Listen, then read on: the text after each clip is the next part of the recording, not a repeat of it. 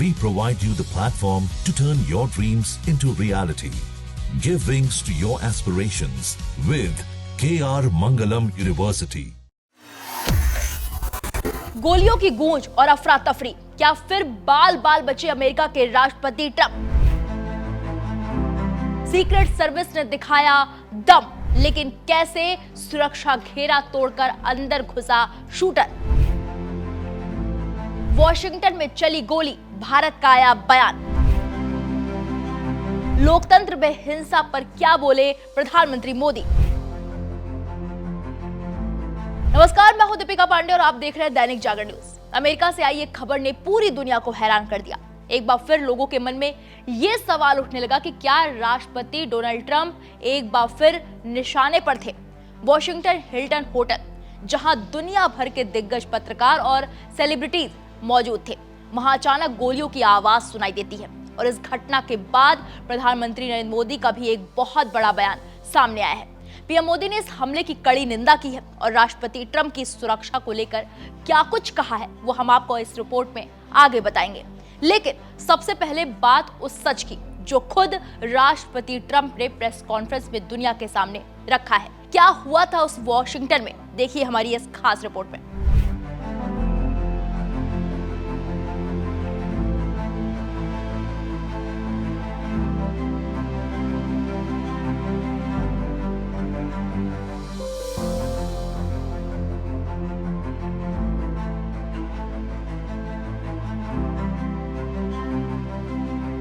Washington का Hilton hotel, मौका था व्हाइट हाउस कॉरेस्पॉन्डेंट्स डिनर का, माहौल जश्न का था।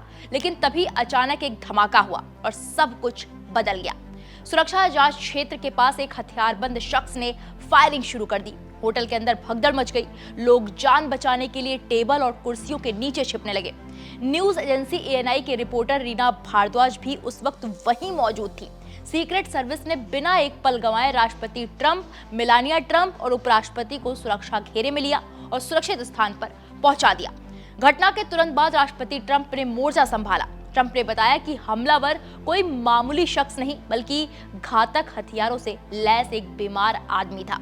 वो 50 गज की दूरी से हमला करने के लिए दौड़ा, लेकिन मेरे सीक्रेट सर्विस एजेंट्स का रिएक्शन टाइम बेमिसाल था। उन्होंने बहादुरी से उसे रोक लिया। हालांकि एक अधिकारी को गोली लगी, लेकिन बुलेट प्रूफ जैकेट ने उसकी जान बचा ली। लेकिन साथ ही ट्रंप ने अपनी ही सुरक्षा व्यवस्था पर सवाल भी उठा दिए हैं। उन्होंने साफ कहा कि ये इमारत बहुत सुरक्षित नहीं है। ट्रंप ने ट्रुथ सोशल पर सीक्रेट सर्विस का शुक्रिया अदा किया और बताया कि हमलावर कैलिफोर्निया का रहने वाला 30 साल का युवक है। इस हमले की खबर जैसे ही दुनिया में फैली, भारत के प्रधानमंत्री नरेंद्र मोदी ने तुरंत अपनी प्रतिक्रिया दी।